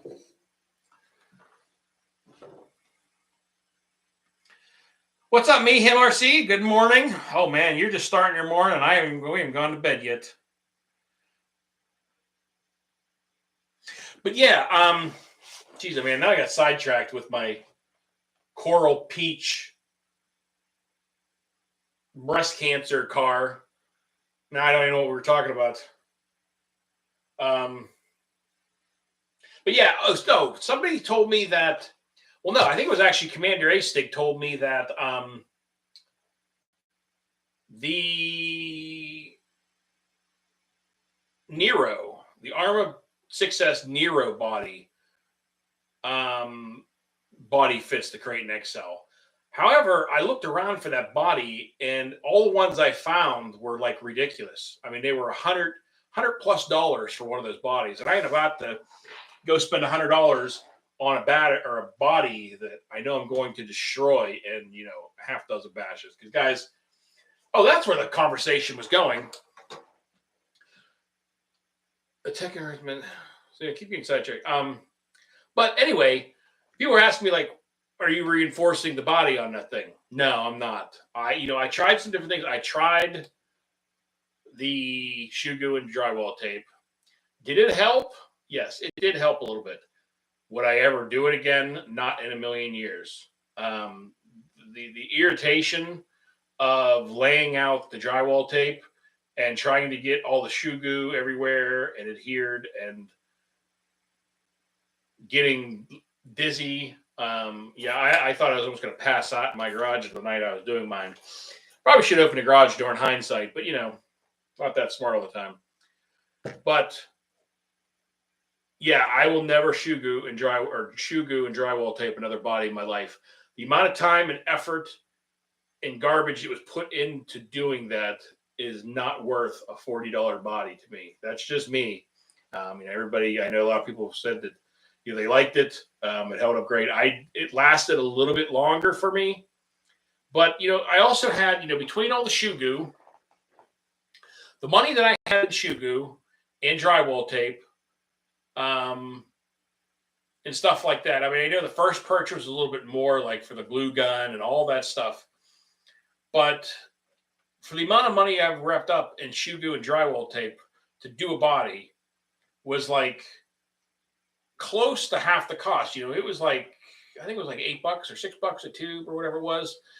And I had, I think, 3 tubes I used on the car, something like that. 2 or 3 tubes. No, it had to be 3 tubes, I think.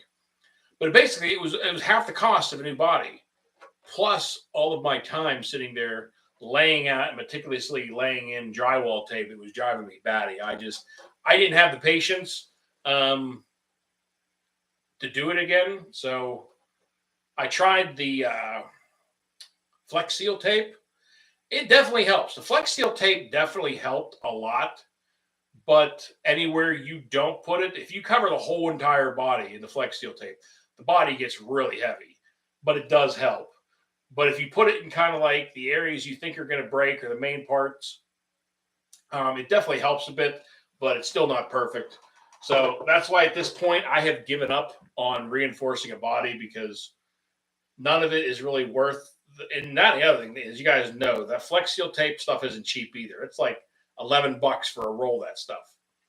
So I don't know. I've given up on reinforcing bodies, because whether or not I use drywall tape and shoe goo, or the double-sided tape, I've used duct tape, or the Gorilla tape I've used that, like I said, the Flex Seal tape.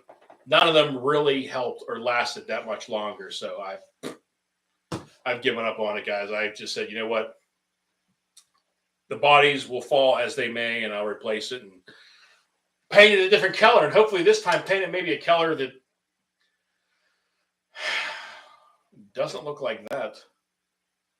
It looks so much better in real person, guys. It's kind of, it's weird how much darker it looks than it does on camera. Sorry, I'm probably missing Trevor. Like this last chain. Like this last chain. No, Chad's not. Chad's gone. I haven't even seen Chad. I heard him knock on the door downstairs a couple hours ago, wanting a glass of water. But I told him there's a stream down the hill and told him to go find that. So I'm going to be putting out a video or a poll, guys, but let's get a little idea in here now. I thought about putting together a video because obviously Chad is not going to hang around forever. And I'm trying to think of a kind of a funny, not real dark, because I know we could obviously turn this very dark, but kind of in a goofy, funny way of having Chad disappear. And I'm thinking about I'm going to put together a video, or maybe like during a video, and have people, I want to get people's best idea on a funny way to have Chad not exist anymore. I mean, on this channel, on this whole thing, because I don't want to keep it up. I mean, I don't want to obviously like beat a dead horse. It was kind of funny for a while, but I don't want to go on forever with that whole thing. But I'm thinking of trying to find a way to kind of do a funny way of coming up with people's ideas and making them into an intro on Chad leaving. So aliens can pick him up. After Chad doing some rather nasty things, I try to find out, like, I first thought about, having Chad arrested or something like that. But again, I don't want to go in that direction. I kind of like to rather have this as kind of funny, more lighthearted. So that's the direction I kind of want to go. But aliens could pick him up. What's up, Sergio? How's it going, man? The porta potty, then nail it. Speed, that could be funny. We haven't gone to the porta potty down at the motocross track. Oh man, but I mean, what's also going to happen? I mean, other than just for some reason, like him teleporting into the porta potty in some other world, his other option is he'd be falling down inside, which, man, I don't like Chad, but I don't even think I wish that upon him. For a look cool, I'm not really on the color stuff. But looks. Are you interested in the TRX? Sorry, Blades. I'm not sure you're asking, but I'm kind of catching bits and pieces here. The TRX4. I got rid on a separate kind of going on to that subject. I actually recently got rid of an airbag.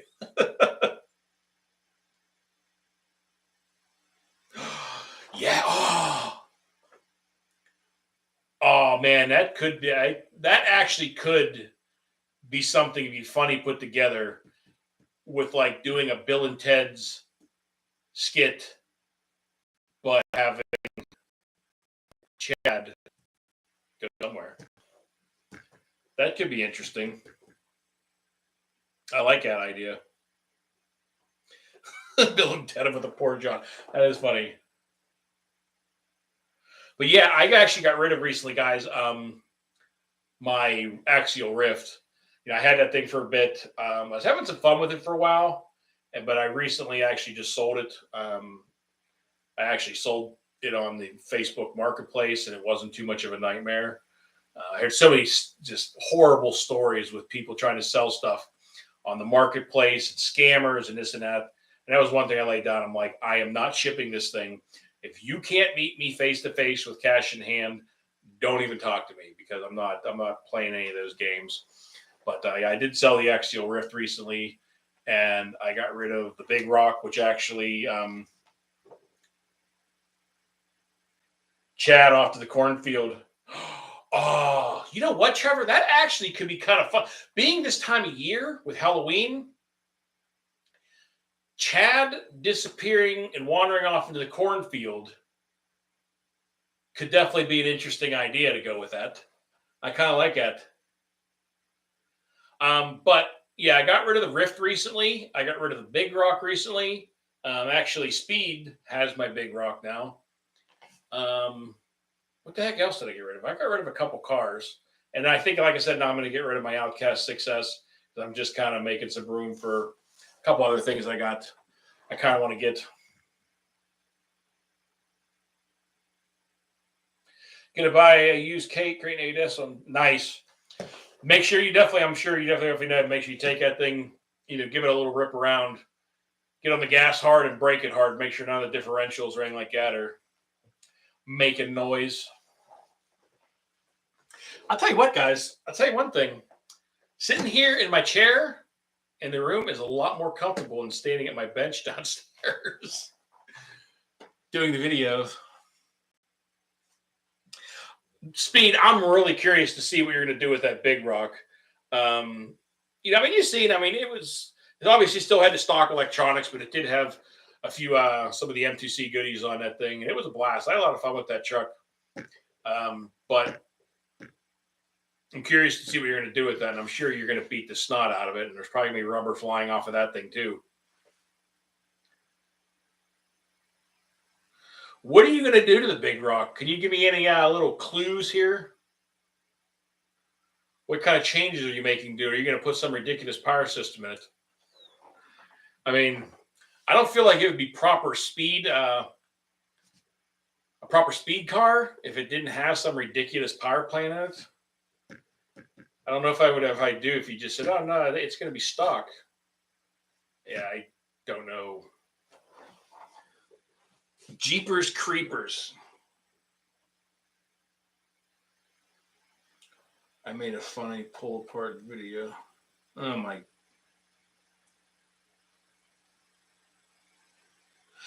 You made a video pulling it apart, pulling the Big Rock apart, you mean?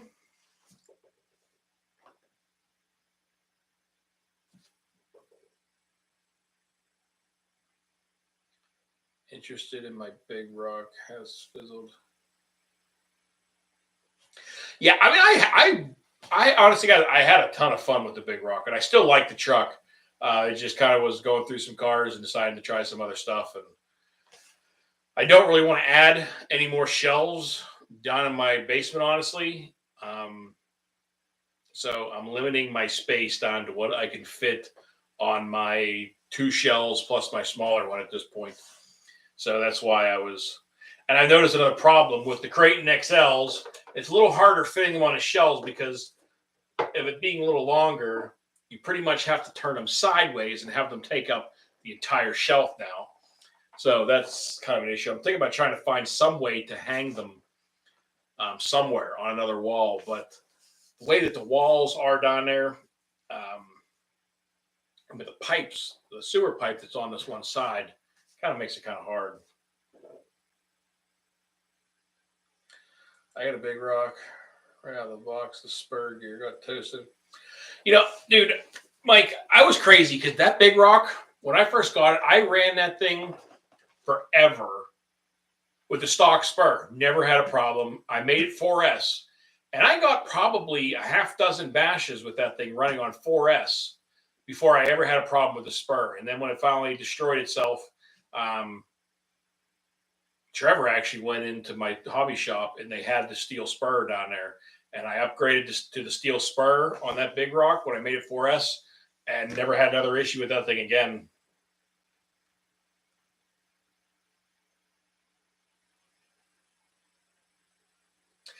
Yeah, I was just actually at Home Depot the other day looking at some shelves because I was trying to find maybe one big shelf that it could fit in the space that I wanted to, but the shelves are deeper so that I could fit more cars on there.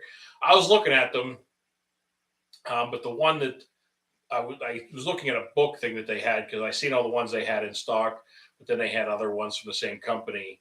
They didn't have the one that I was looking at in stock because I kind of wanted to see it, obviously in person and see what it looked like. It would work out, but it was like actually one of those heavy duty steel ones that like the each of the bars snap like lock in, and then you put down either steel grate or a piece of plywood on each level.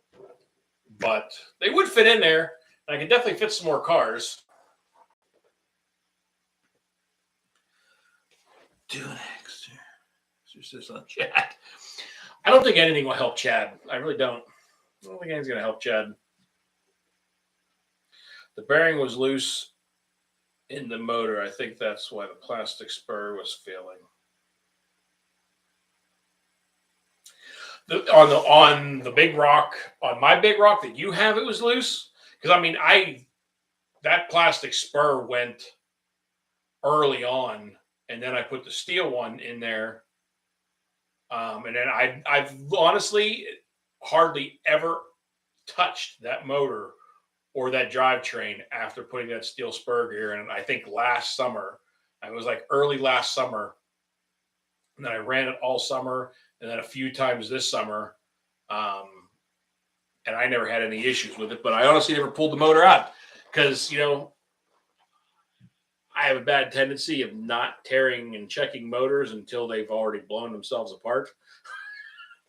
Of finding out the bearings went out. I was checking them for a while on the BLX motors because it seemed like I was having them go out a lot. So I was being a little more careful with the BLX motors because that front bearing loved going out on them all the time. So I was checking them pretty periodically on that one. But on my recent stuff and on the Hobby Wings, I've had those Hobby Wing motors. They must put some decent bearings in those things because I'll tell you what, the bearings in his Hobby Wing motors, I have not had one fail yet. Now, hopefully not anytime soon, but so far they've been holding up great. Yeah, it was running. I don't think, I didn't even notice there was anything going on. Last time I ran, you probably seen because it was like really shortly after I dropped the videos when you got the big rock speed that I ran it outside, just bashing it in my backyard on the ramp. And that's when I broke the two drive shafts. But besides that, she was running great. What's up going on, Brandon Gamer? How's it going? Problem with the 17 millimeter conversion on the big rock and have.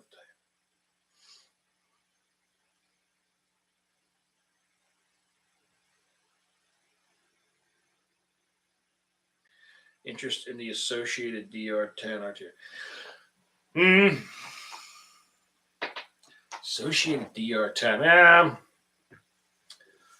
No, I don't know what, and I know come this winter, I'm going to wish the part of me didn't convert my Techno to a basher because I'm probably going to want to run on that indoor track. But I decided all long ago, and any of you guys have seen the videos from up at that indoor track that we've gone to occasionally, the ET48 is way too big for that indoor track. It is definitely a 10th scale track and smaller. So I'm thinking about trying to find some other type of buggy or maybe building another Techno or a low C something, a buggy sorts for that indoor track because the Techno was a lot of fun in there, but it was too big for that track. You got any buddies?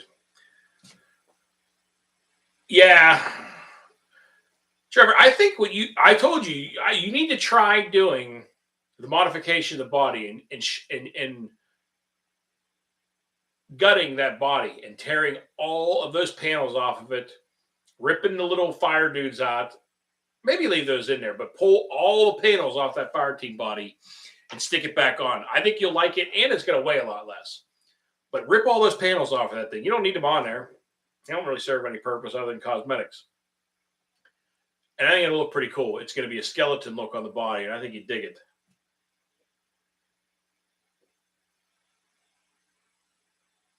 You should gut that thing in the morning. I want to see it gutted tomorrow.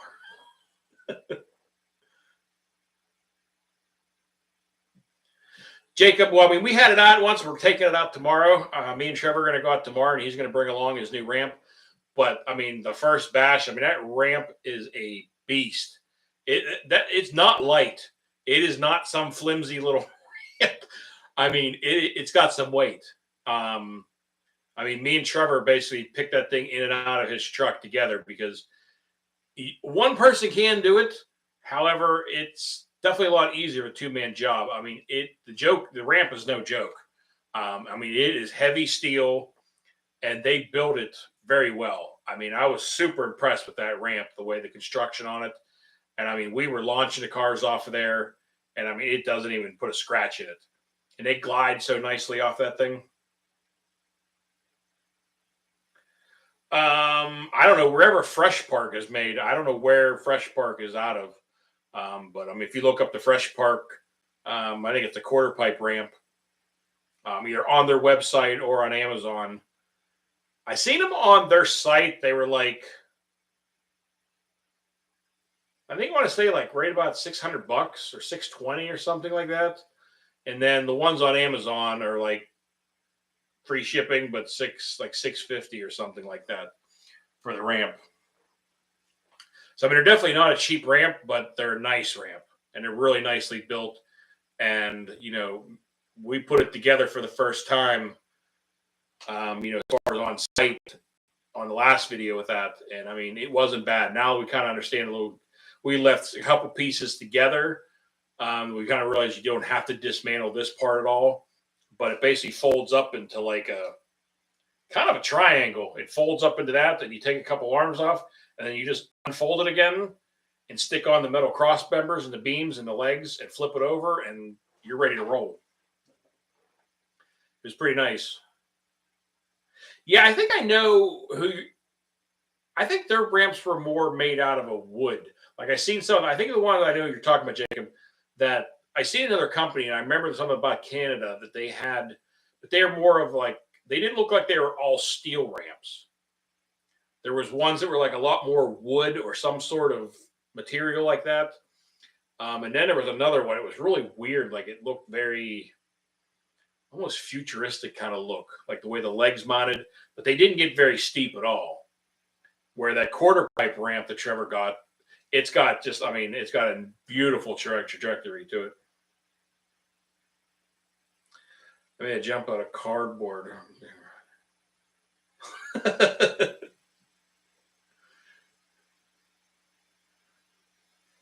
The Big Rock and the Typhons, they're a blast too, the skate parks. I always enjoyed, that's where I always enjoyed the most with all the 3S line was like the skate parks and stuff like that, because they could take quite a bit of abuse down there and just keep on rolling.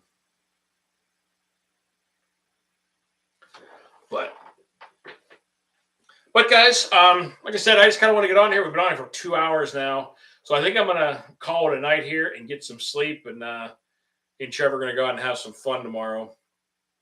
But I really appreciate everybody dropping in this late and hanging in there and hanging around. Like I said, we're gonna I'll be doing a lot more of these here coming up very soon. Probably maybe over the weekend. Maybe one of these evenings this weekend, maybe tomorrow night or something like that. We get done with the bash and kind of talk about how the day went. But we'll be doing a few more videos as time goes on here. Now that I kind of got things set up in here and can kind of hang out. But here in Denmark, it's yeah, it is 1:30 in the morning here where I'm at. But it was really great chat with everybody. I really appreciate everybody stopping by, guys. But I'm going to go get some sleep and get ready for tomorrow. I got all my batteries charged up, so I'm ready to roll. But I hope you all have a great weekend out there and have some fun. I hope if you get to go out and have some bash, you don't break anything too soon.